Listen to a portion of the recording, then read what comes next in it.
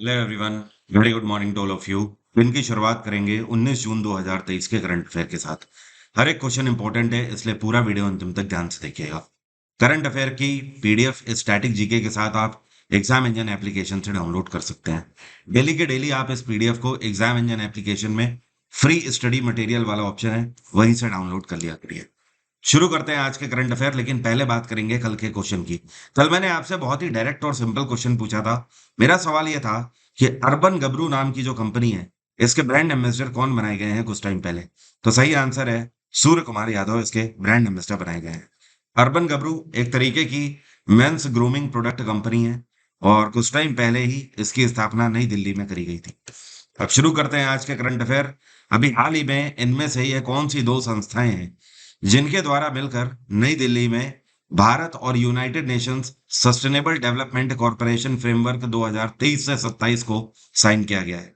तो यह भारत की तरफ से नीति आयोग और यूनाइटेड नेशंस दोनों के बीच में पैक्ट साइन हुआ है। अब देखिए इसका मतलब क्या है। Sustainable development goal United Nations के द्वारा बनाया गया एक फ्रेमवर्क है। इसके अंतर्गत 17 मोटोस की बात करी गई है, या आप बोल सकते हो 17 गोल्स की बात कही गई है।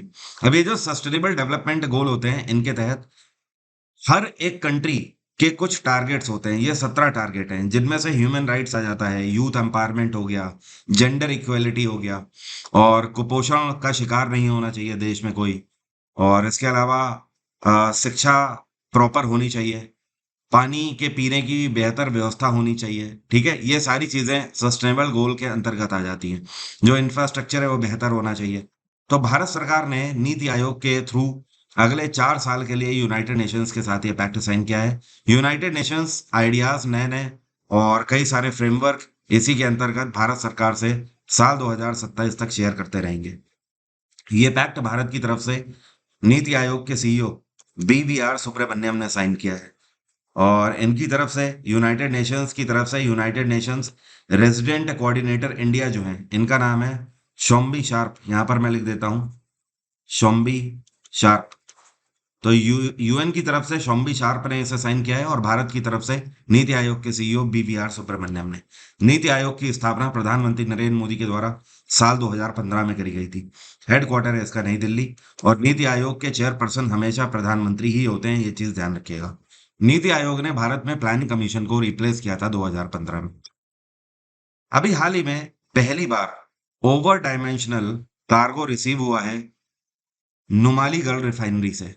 तो ये रिसीव किसके द्वारा किया गया है? देखिए, ओवर डायमेंशनल कार्गो का सीधा सा मतलब ये है कि ये जिस शिप से आया है, तो इसकी जो डायमेंशन है ये शिप के बाहर निकल रही थी। मतलब ये शिप के आकार से भी बड़ा है, इसका डायमेंशन शिप से भी बड़ा है। ठीक है, तो इस तरीके का पहली बार कार्गो लॉन्च किया गया, और ये नुमालीगढ़ रिफाइनरी का था कार्गो। तो इसको खुद रिसीव करने पहुंचे थे सर्बानंद सोनोवाल, जो कि इस टाइम पे वाटरवेज मिनिस्टर हैं। और ऐसा पहली बार हो रहा है, इससे पहले कभी भी ऐसा नहीं हुआ है कि पानी के थ्रू आने वाला कोई भी वेसल है और उसमें इस तरीके का ओवर डायमेंशनल कार्गो रखा गया हो। ये जो कार्गो है, इसका ग्रॉस वेट अगर बात करें तो 521 मीट्रिक टन इसका वजन है, और अगर नेट वेट की बात करें तो 485 मीट्रिक टन इसका वजन है। और इसकी जो चौड़ाई है, मतलब एक तरीके से ये आप बोल सकते हो ये गोल है, तो इसकी चौड़ाई कितनी है? 8 मीटर की इसकी चौड़ाई है। अभी हाल ही में दुग्ध संकलन साथी मोबाइल एप्लीकेशन को उत्तराखंड के मसूरी में किसके द्वारा लॉन्च किया गया है? तो ये जो नया मोबाइल एप्लीकेशन है, इसको लॉन्च किया गया है union minister of heavy industries doctor Mahendra Nath Pandey के द्वारा। अब समझते हैं ये मोबाइल एप्लीकेशन क्यों लॉन्च किया गया है। देखिए, है क्या, उत्तराखंड के अंदर जितने भी किसान हैं जो कि दुग्ध का उत्पादन करते हैं और उसके बाद ये सहकारी समितियों को दूध बेच देते हैं, तो है क्या कि उसमें बीच में ट्रांसपेरेंसी लाने के लिए इस एप्लीकेशन को लॉन्च किया गया है। इस एप्लीकेशन की मदद से अगर सरकार रेट बढ़ा रही है दूध के, तो वो तुरंत के तुरंत किसानों को पता लग जाएंगे। इसके अलावा जैसे मान लीजिए कई बार होता है कि कोई भी खरीदार है, वो किसान से लेने आता है सहकारी समिति से मान लीजिए, और किसान को बोलता है कि 45 रुपए लीटर हम खरीदेंगे। लेकिन मान लो किसान ने ये कहीं से सुन रखा है कि सरकार अब ₹50 लीटर के हिसाब से खरीद रही है दूध। तो वो अभी तक हो सकता था बोल दे कि नहीं, नहीं आपको गलत इन्फॉर्मेशन है, हम तो 45 में ही खरीदेंगे, पुराना ही वाला रेट है। तो इन सारी चीज़ों से अब निजात मिल जाएगा। वो किसान तुरंत देख पाएगा मोबाइल एप्लीकेशन में कि एक्चुअल रियल टाइम रेट क्या है। जैसे ही सरकार की तरफ से इस तरीके के चेंजेस किए जाएँगे, तुरंत मोबाइल एप्लीकेशन में भी ये डेटा रिफ्लेक्ट करने लगेगा। क्लियर हो रही है बात? आई होप आप लोग समझ गए होंगे इसका मेन उद्देश्य क्या है। इसके अलावा जो पेमेंट्स वगैरह हैं वो भी आप तुरंत यहाँ पर देख पाओगे। जैसे कि कई बार होता है कि पेमेंट्स के लिए हमें पूछना पड़ता है, तो किसान अपनी पेमेंट्स के बारे में तुरंत देख पाएगा कि हाँ भाई आज पेमेंट क्यों नहीं ट्रांसफर हो पाई। हो सकता है सेकंड सैटरडे हो या फोर्थ सैटरडे हो, इस वजह से बैंक बंद हो, तो पेमेंट आपकी मंडे को आ जाएगी। इस सारी चीजें जो कि अभी तक बीच में बैरियर्स का काम करती थी, वो सारी चीजें यहाँ पर रिमूव हो जाएंगी। उपराष्ट्रपति जगदीप धनखड़ के द्वारा अभी हाल ही में चौथे नेशनल वाटर अवार्ड्स नई दिल्ली में घोषित किए गए। तो इस बार बेस्ट स्टेट कैटेगरी में पहला अवार्ड किसको दिया गया है? देखिए, नेशनल वाटर अवार्ड इस तरीके से उन राज्यों को दिए जाते हैं जो कि जल संसाधनों को बेहतर तरीके से यूज करते हैं और पीने के पानी की व्यवस्था को मजबूत रखते हैं। तो इस बार नंबर वन पे कौन सा राज्य रहा है? इस बार एमपी रहा नंबर वन पे। मध्य प्रदेश ऐसा राज्य डिक्लेयर किया गया है इसके तहत जिसने सबसे बेहतर पानी की व्यवस्था रखी, नंबर वन पे। दूसरे नंबर पे उड़ीसा रहा है। ठीक है। और तीसरे नंबर पे दो राज्य ज्वाइंटली रहे हैं, एक तो आंध्र प्रदेश और दूसरा बिहार। ये दोनों एक साथ तीसरे नंबर पे हैं ज्वाइंटली। तो ये टॉप थ्री स्टेट्स हैं जिनको सम्मानित किया गया है। इसके अलावा उड़ीसा का कौन सा डिस्ट्रिक्ट है जिसको बेस्ट डिस्ट्रिक्ट कैटेगरी अवार्ड दिया गया है? तो ये है गंजम डिस्ट्रिक्ट, गंजम। ठीक है। इसके अलावा एक क्वेश्चन यहाँ पर आपसे और भी पूछा जा सकता है, जैसे कि best institute for campus users का अवार्ड किसको दिया गया है? तो ये श्री माता वैष्णो देवी श्रीन बोर्ड को दिया गया है, जो कि आपकी यात्रा वगैरह कंडक्ट कराते हैं माता वैष्णो देवी की। अभी हाल ही में G20 के अंतर्गत साइंस 20 की कॉन्फ्रेंस का आयोजन कौन से शहर में किया गया? तो इस बार की जो G20 के अंतर्गत प्रेस 20 की मीटिंग है, मतलब साइंस 20 की मीटिंग है, इसका आयोजन मध्य प्रदेश के अंदर भोपाल में किया गया। यह 16 जून को मीटिंग शुरू हुई थी और 17 जून को इसका समापन हुआ है। इस मीटिंग के अंदर 80 से ज्यादा डेलीगेट्स ने हिस्सा लिया है और टोटल अगर देखा जाए तो G20 के 19 देशों ने, साथ में यूरोपियन यूनियन ने यहाँ पर हिस्सा लिया। इसका मेन उद्देश्य ये था कि सभी क्षेत्र आपस में और सभी देश अपने अपने क्षेत्रों में एक दूसरे को म्यूचुअली सपोर्ट करते हुए साइंस में रिसर्च एंड डेवलपमेंट के क्षेत्र में बढ़ावा देंगे। G20 की स्थापना 1999 में करी गई थी। ध्यान रखिएगा, इस साल का G7 का कॉन्फ्रेंस कहाँ पर हुआ है? तो G7 हुआ है इस बार जापान में, हिरोशिमा में। अभी हाल ही में डीआरडीओ के द्वारा बनाया गया बायोप्लास्टिक कैरी बैग लॉन्च किया गया है जम्मू में, किसके द्वारा? तो जम्मू में ये जो स्पेशल बैग है जो आप ये पिक्चर में देख पा रहे हो, इसको लॉन्च किया गया है डॉक्टर हरदीप सिंह पुरी और लेफ्टिनेंट जनरल मनोज सिन्हा के द्वारा। दोनों ने मिलकर इसको वहां पर लॉन्च किया है। अब समझते हैं बायोप्लास्टिक कैरी बैग होता क्या है। देखिए, ये ऐसे कैरी बैग हैं जो कि प्लास्टिक से नहीं बने हुए हैं, इवन बायोप्लास्टिक से बने हुए हैं। अब बायोप्लास्टिक क्या होता है? ऐसी चीजें जो कि डिकम्पोज आसानी से हो जाती है, इकोसिस्टम में हमारे मिल जाती हैं, रिसाइकल हो जाती है। एग्जाम्पल के तौर पर कई सारी पत्तियों से, और अगर बात करी जाए मक्के का स्टार्च हो गया जैसे, तो उनसे, इन सारी चीजों से मिलाकर ये बनाई जाती है। ठीक है। कई तरीके की ऐसी खाद होती हैं जिनसे मिलाकर इस तरीके के कटलरी आइटम्स बनाए जाते हैं।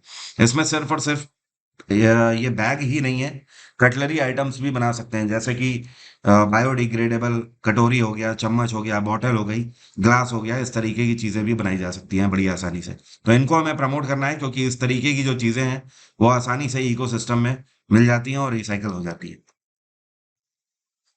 अभी हाल ही में एक आर्टिफिशियल इंटेलिजेंस मॉडल अनाउंस किया गया है मेटा के द्वारा। जी हाँ, मेटा, जिसको पहले फेसबुक के नाम से जानते थे। तो मेटा ने एक एआई मॉडल अपना अनाउंस किया है और इस मैकेनिज्म की खास बात यह है कि आप जो भी लिखेंगे उसको ये स्पीच में कन्वर्ट कर देगा, वॉइस में कन्वर्ट कर देगा। जैसे मान लीजिए आपने लिखा हेलो वरुण, ठीक है, तो ये अपने आप उसे प्रोनाउंशिएट करेगा, बोलेगा हेलो वरुण। ठीक है। तो इसका फायदा क्या होगा? अभी तक क्या होता था कि आप जो भी बोलते थे वो लिख जाता था, और अब इसका उल्टा है कि आप जो लिखेंगे वो स्पीच में कन्वर्ट हो जाएगा।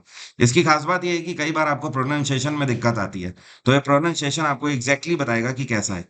साथ में इसकी खास बात ये है कि ये कई सारी भाषाओं को भी सपोर्ट करता है, जैसे कि अंग्रेजी को तो सपोर्ट कर ही रहा है, इसके अलावा ये जर्मन को सपोर्ट करेगा, ये फ्रेंच भाषा को भी सपोर्ट करता है, ये स्पेनिश को भी सपोर्ट करेगा, ये पोर्चुगीज को भी सपोर्ट करेगा, पुर्तगाली भाषा को, और पॉलिश भाषा को भी सपोर्ट करेगा।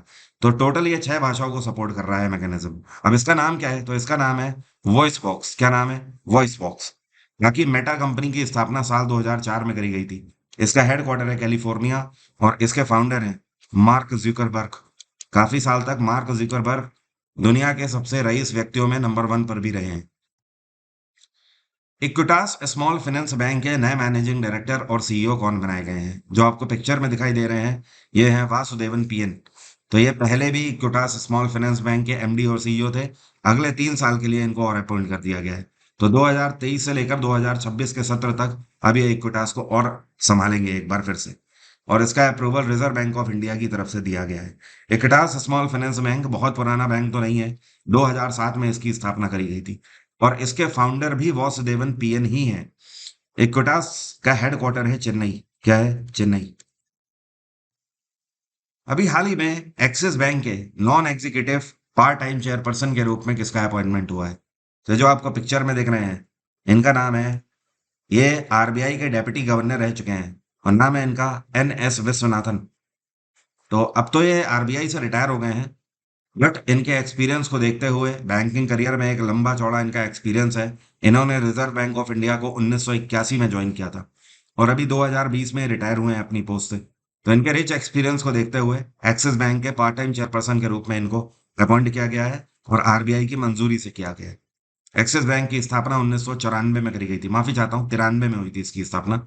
94 में तो एचडीएफसी और आईसीआईसीआई की करी गई है। एक्सिस बैंक का हेडक्वार्टर है मुंबई, और इसके सीईओ हैं अमिताभ चौधरी। कौन है? अमिताभ चौधरी। आपको पता है एक्सिस बैंक की टैगलाइन क्या है? इसकी टैगलाइन है, बढ़ती का नाम जिंदगी। क्या कोई बता सकता है इलाहाबाद बैंक, जो कि काफी पुराना बैंक है, इसकी स्थापना 1865 में करी गई थी, इसका हेडक्वार्टर है कोलकाता, इसकी टैगलाइन क्या है? तो इसकी टैगलाइन है अ ट्रेडिशन ऑफ ट्रस्ट। क्या बोलते हैं इसको? अ ट्रेडिशन ऑफ ट्रस्ट। वैसे ऐसे क्वेश्चन बैंकिंग में पूछ दिए जाते हैं, एसएससी में तो नहीं पूछता है। अभी भारत सरकार के डेटा के आधार पर अगर हम देखें, जनवरी से लेकर मई 2023 के बीच में सिविल एविएशन सेक्टर में कितनी ग्रोथ दर्ज करी गई है, तो इसमें रिकॉर्डेड ग्रोथ दर्ज करी गई है। ये अपने आप में रिकॉर्ड है, और काफी अच्छी खासी ग्रोथ, 36% की नेट ग्रोथ देखने को मिली है सिविल एविएशन सेक्टर में। इस बीच में अगर बात करी जाए, तो भारत में सिविल एविएशन सेक्टर के मतलब कितने लोगों ने विमानों से यात्रा करी है, तो सुन के आपको भी लगेगा कि हाँ, ये तो अपने आप में बहुत बड़ा डेटा है। 636 लाख लोगों ने यात्रा करी है। तो ये रिकॉर्डेड ग्रोथ है पिछले एक साल से अगर कंपैरिजन करें तो, और इस साल 36% की इसमें ग्रोथ हुई है। अभी हाल ही में scientific management of forest and evolving new approaches release करी गई है, किसके द्वारा? इसको रिलीज किया गया है किस बिहाफ पर? तो पूरे भारत भर के अंदर जो हमारे वन वगैरह हैं, ठीक है, और लेक्स हो गई, नदियां हो गई, इनको मैनेज करने के लिए एक साइंटिफिक अप्रोच के साथ, और साथ में इनको प्रोटेक्ट करने के लिए एक नया कोड जारी किया गया है भारत सरकार के द्वारा, जिसका नाम है नेशनल वर्किंग प्लान कोड 2023। अब ये आने वाले एग्जाम के लिए बहुत इंपॉर्टेंट है। क्यों? और आपको मैं बताता हूँ। ये दरअसल अपने आप में एक पूरी पॉलिसी बनाई गई है भारत सरकार के द्वारा। इसको क्लाइमेट चेंज एंड एनवायरनमेंट मंत्रालय के द्वारा लॉन्च किया गया है, और मिनिस्ट्री ऑफ एनवायरनमेंट में जो इस टाइम पर डायरेक्टर जनरल हैं इसके, इनका नाम क्या है? इनका नाम है चंद्र प्रकाश गोयल, आईएफएस अधिकारी हैं। इन्होंने इस पूरे कोड को लॉन्च किया है। ये कोड अपने आप में भारत सरकार के द्वारा बनाई गई पॉलिसीज का संग्रह है। इसमें बताई गई हैं, दर्शाई गई हैं वो पॉलिसीज कि जिनका हमें ख्याल रखना है। हर एक राज्य सरकारों को निर्देश दिए गए हैं कि वो अपने फॉरेस्ट वगैरह को कैसे बचाएंगे, और नेशनल पार्क हो या फिर वाइल्ड लाइफ सेंचुरीज हो, उनके लिए अलग से गाइडलाइन बनी हुई है कि किसी भी तरीके से जीव जंतुओं को, पशुओं को नुकसान नहीं होना चाहिए। साथ में लेक्स के लिए, माउंटेन रेंजेस के लिए, ग्लेशियर्स को बचाने के लिए, ऐसे राज्य जो कि ग्लेशियर्स होस्ट करते हैं, जैसे कि सिक्किम हो गया, और उत्तराखंड हो गया, हिमाचल प्रदेश हो गया, जम्मू कश्मीर हो गया, लद्दाख हो गया, इन सभी जगहों के लिए अलग से पॉलिसीज हैं। ठीक है, तो ये बहुत इंपॉर्टेंट है, ध्यान रखिएगा।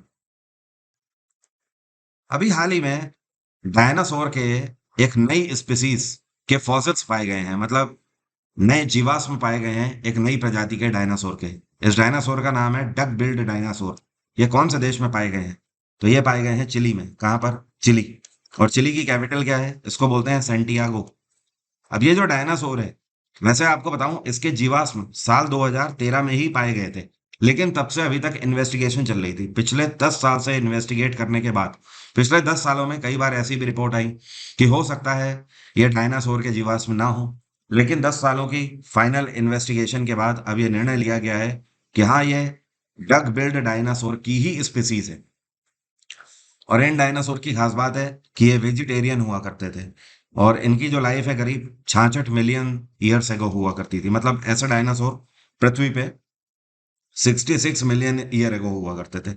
ऐसा भी माना जाता है कि ये नॉर्थ अमेरिका, साउथ अमेरिका और एशियन रीजन में पाए जाने वाले डायनासोर थे। तो Chile is the right answer. बाकी पेरू की कैपिटल है लीमा। क्या बोलते हैं इसको? लीमा। ब्राजील की कैपिटल ब्राजीलिया। अर्जेंटीना की कैपिटल ब्रूनो आयर्स। क्या बोलते हैं? Bruno Aires. और चिली की बात हो रही है, तो चिली में इस टाइम पे सरकार किसकी है? यहाँ पर गैब्राइल बोरिक की सरकार है। किसकी? गैब्राइल बोरिक। ये यहाँ के राष्ट्रपति हैं। यहाँ पर करेंसी चलती है पीसो। अभी नेशनल इंटर स्टेट चैंपियनशिप में 400 मीटर में गोल्ड किसने जीता है? तो ये जो आपको खिलाड़ी दिख रही हैं, ये हैं अंजलि देवी। 24 साल की खिलाड़ी हैं। नेशनल इंटर स्टेट चैंपियनशिप में भारत के लिए गोल्ड जीता है। और सेकंड नंबर पे कौन नहीं? तो सेकंड नंबर पे जो खिलाड़ी हैं जिनको इन्होंने हराया है, वो 21 साल की खिलाड़ी हैं। और इनका नाम जो है, इनका नाम ध्यान रखिएगा, हिमांशी मलिक। क्या नाम है? हिमांशी मलिक। ठीक है। और थर्ड नंबर पे कौन सी खिलाड़ी रही है? इनका नाम क्या है? इनका नाम है आर विद्या रामराज। आर विद्या रामराज। ठीक है। और जो अंजलि देवी हैं, इन्होंने 400 मीटर जो कवर किया है, वो इन्होंने 51.58 सेकेंड में किया हुआ है। जो हिमांशी मलिक हैं, इन्होंने 51.76 में कवर किया है।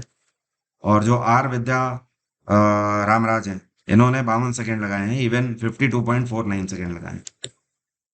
इस बार national interstate championship Orissa के अंदर कलिंग स्टेडियम में आयोजित करी गई। World day to combat desertification and drought कौन से दिन मनाया जाता है हर साल? ये दिवस 17 जून को मनाया गया। यह दिवस मनाने के पीछे का उद्देश्य ये है कि हम हमारी जो लैंड्स हैं उन्हें प्रोटेक्ट करके रखें, उन्हें बंजर होने से बचाएं, हमेशा वेटलैंड्स को प्रोटेक्ट करें। अगर बंजर होने से हम नहीं बचा पाए, तो आने वाले समय में, जो कि हम कृषि प्रधान देश हैं, उसमें एक तरीके से दिक्कतें हो सकती हैं। तो डेजर्टिफिकेशन को हमें बचाना है, होने नहीं देना है, इसको हमें कॉम्बैट करना है।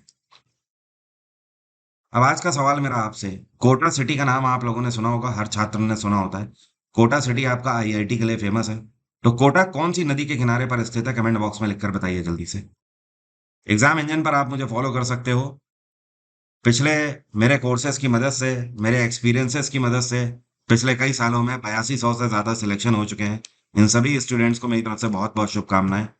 आप भी इनमें से एक हो सकते हो। इस बार 2024 से पहले आपके पास एक सुनहरा मौका है 2023 में किसी भी एग्जाम में। ये वैकेंसीज बहुत तेजी से क्लियर होंगी, क्योंकि अगले साल 2024 में चुनाव हैं लोकसभा के। इस वजह से मौका जाने मत दीजिए अपने हाथ से। इफ एंड बट की सिचुएशन होनी नहीं चाहिए, क्योंकि आप एक मार्क्स से भी अगर रुक जाते हो, तो जाहिर सी बात है, पेपर नहीं निकला है, नौकरी नहीं लगेगी, यही सच्चाई है। फिर चाहे आप कुछ भी कह लीजिए, उसके आगे पीछे कुछ भी नहीं होता। सिलेक्शन का मतलब सिलेक्शन होता है, और सिलेक्शन ना का मतलब सिलेक्शन ना होता है। उसके अलावा कुछ नहीं होता। तो आप एग्जाम इंजन में मेरा लाइव बैच किसी भी आने वाले 2023 के एग्जाम के लिए ज्वाइन कर सकते हैं।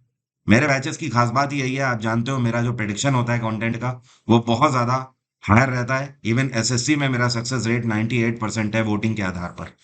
चाहे आप पिछली संस्था में किसी भी डैशबोर्ड पे बात करें या फिर कहीं पर। स्टैटिक जीके की मैगजीन मैंने जो यहाँ पर अपलोड करी हुई है, आप इसे भी ले लीजिए एग्जाम इंजन से। 40 से ज़्यादा मैंने टॉपिक उसमें कवर किए हुए हैं, हिंदी और अंग्रेजी में। ये तो बहुत ज़्यादा इंपॉर्टेंट है आपके लिए। स्टैटिक जीके का वेटेज लगातार बढ़ता चला जा रहा है। और हिस्ट्री का रिकॉर्डेड बैच, पॉलिटी का रिकॉर्डेड बैच, ये सारी चीज़ें अवेलेबल हैं। साइंस का भी रिकॉर्डेड बैच आने वाला है बहुत ही जल्दी। अगले 3 से 4 दिनों में साइंस का रिकॉर्डेड बैच लॉन्च हो जाएगा। जियोग्राफी और इकोनॉमिक्स का भी रिकॉर्डेड बैच लॉन्च हो जाएगा। आज की बात यहीं तक रहेगी। Thank you so much. Have a nice day. Take care. Bye bye. आपका दिन मंगलमय हो।